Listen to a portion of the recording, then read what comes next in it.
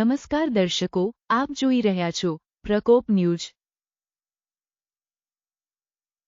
રાજકોટ જિલ્લાના ઉપલેટામાંથી પસાર થતી મોજ નદી પરનો પુલ આજે અત્યંત જર્જરિત હાલતમાં છે।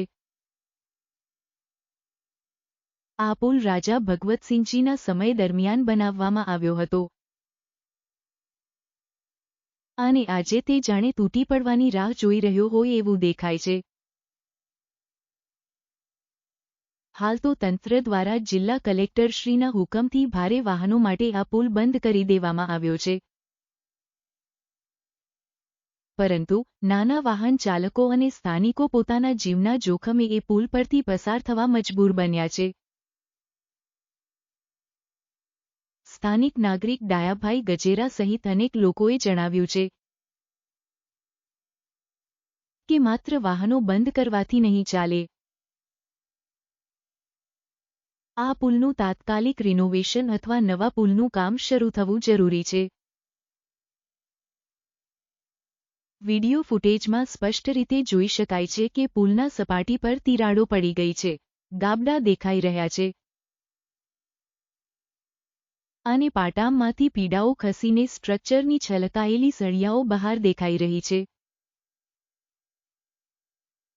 લોકોએ ચિંતા વ્યક્ત કરી છે કે જો પુલ તૂટી જશે તો અધોરેખિત ઇન્ક્લુડેડ વિમુક્ત માર્ગને કારણે ખેડૂતો અને યાત્રીઓ માટે સમગ્ર ટ્રાફિક ઠપ થઈ શકે છે। ખીમા રબારી, ગોવિંદ ગઢવી અને અન્ય ગ્રામજનો દ્વારા જણાવાયું છે કે હાલમાં લોકોને ઉપલા માર્ગથી 5 કિમીની ચક્કર મારવી પડે છે અને સરકારશ્રીએ તાત્કાલિક ધોરણે પુલના જીર્ણોદ્ધાર માટે પગલાં લેવું જોઈએ। ચાલો સાંભળીએ સ્થાનિકોના પ્રતિસાદ। ડાયાભાઈ ગજેરા તેમજ ખીમા રબારી અને ગોવિંદ ગઢવીને ઉપલેટામાંથી વિપુલ ધામેચાનો અહેવાલ, પ્રકોપ ન્યૂઝ। મારું નામ ગોવિંદ ગઢવી અને મોજ નદીના ફૂલે રહું છું અને આ જરીક મોટા વાહનો બંધ કરાવે ને ખેડૂતનો રસ્તો રાખે, આ પુલ નીચેના તરાડું ને બહુ ગાબડાને પડી ગયા છે, તો થોડુંક એમાં ધ્યાન દે સરકાર અને અમને થોડુંક રસ્તાનું કરે ને મોટા વાહન બંધ કરાવે। પુલની હાલત કેવી છે? પુલની હાલત ફૂલ ગંભીર છે અને તરાડું ને નીચેથી ગબડા ને એવા પાણા ને એવું પથ્થર ને નીચે પડતું જ હોય હાલતા, એવા કંઈક ટોલા પોળાય પડતા હોય નીચે। અમે નીચે જ રહી છીએ નદીમાં અને અમારો રસ્તો જ આ છે, આ થોડોક ખેડૂતોના માટે જ રસ્તો રાખે। તમારા નામથી શરૂઆત। મારું નામ ખીમાભાઈ રબારી, ગામ ઉપલેટા। આજે આપણે જે જગ્યાએ ઊભા છે એ અમારો ઉપલેટા તાલુકાનું મેન મોજ નદીના કાંઠે પર બાંધવામાં આવેલો રાજાશાહી વખતનો જે પુલ છે એ અત્યારે જર્જરિત ભાષામાં જે કહીએ તો તંત્ર કહે છે, અમે નથી કહેતા, એ એમ કહે છે કે આ પુલ નબળો બની ગયો છે તો આને ડિવાઈડર લગાવી અને બંધ કરવામાં આવ્યો છે, પરંતુ કેના માટે? ખાલી એસટી બસ માટે? આ પુલ જો નબળો હોય તો એને નીચા ડિવાઈડર રાખીને એને સંપૂર્ણપણે ટ્રેક્ટર અને બાઇક ચાલે એવો જ રસ્તો રાખવો જોઈએ, નહીંતર આ પુલ ગમે ત્યારે પડશે ત્યારે તંત્રની જવાબદારી રહેશે। અને અમે ખેડૂતના દીકરા છે, અમારા રસ્તો મેન છે, જો આ પુલ પડ્યા પછી અમારે કોઈ જગ્યાએથી જવાનો રસ્તો નથી। નીચે આવેલો નાનો ચેક ડેમ છે તો ત્યાં પણ ન જઈ શકીએ। અત્યારે મેન આવવા જવા માટે અમારો એક જ રસ્તો છે। શું ભાજપ આ જ કામ કરવા માટે કે જે પબ્લિકોને મારીને પછી પુલ બંધ કરવા એવો નિર્ણય લીધો છે? તો તાત્કાલિક નામ અને વિગત। મારું નામ ડાયાભાઈ ગજેરા, ગુજરાત કિસાન સભાનો પ્રમુખ છું।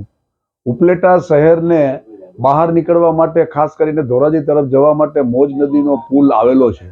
આ મોજ નદીનો પુલ સર ભગવતસિંહજીના વખતમાં બનેલો પુલ છે અને ખૂબ જૂનો પુલ છે। તંત્રએ એ પુલની જે જર્જરિત હાલત જોઈ અને તંત્રએ એ પુલ મોટા વાહનો માટે બંધ કરી દીધો છે। તેને પરિણામે આજે એ પુલ ઉપરથી જે નાના વાહનો પસાર થાય અને એ નાના વાહનો પસાર થઈ શકે છે, મોટા વાહનો પસાર થતા નથી। ત્યારે ઉપલેટા શહેરમાંથી મોટા વાહનોને જવા માટેનો જે રસ્તો છે એને સરકારે વિકલ્પ રૂપે નવો પુલ બનાવવો જોઈએ અને ન પુલ બને ત્યાં સુધી વર્તમાન જે પુલ છે એને રિનોવેશન કરી અને શરૂ કરવું જોઈએ। બાજુમાં જ રેલવેનો પુલ છે, રેલવેનો પુલ નવો બનાવવાને બદલે રેલવે તંત્રએ રિનોવેશન કરી અને એની માથેથી રેલવે પસાર કરી છે, તો આ પુલને પણ રિનોવેશન કરી અને એની ઉપરથી વાહનો પસાર કરવા જોઈએ। કારણ કે બસ છે, એસટી બસો છે, મોટી બસો છે, એ બસો આજે નીકળી શકતી નથી, તેને કારણે મુસાફરો પણ ખૂબ હેરાન પરેશાન થાય છે. સરકાર એમનેમ ખાલી રસ્તો બંધ રાખી મોટા વાહનો માટે અને રોકી રાખે તો કોઈ નિર્ણય તો કરવો જ પડે, અને નિર્ણય શા માટે નથી કરતા? હું એમ કહું છું કે તાત્કાલિક એનો નિર્ણય થવો જોઈએ અને એનો વિકલ્પ પણ મળવો જોઈએ. પુલની હાલત કેવી છે સાહેબ? અત્યારે પુલની હાલત તંત્રના યોગ્ય જાળવણીના અભાવે બંને બાજુ જુઓ તો કેટલા મોટા ઝાડ ઉગી ગયા છે અને પુલની અંદર ગાબડાઓ દેખાતા હોય. તો આ બધું દૂર કરવા માટે અને ઉપર જે ક્યાંય જગ્યાએ છે તે થોડું રિપેરિંગ કરી અને કરે તો પુલ ખાસ કરીને એસટી બસો છે, મોટી ખાનગી બસો છે અને પ્રાઇવેટ વાહનો અને ખેડૂતોના વાહનો પસાર થઈ શકે એવો તો થઈ શકે.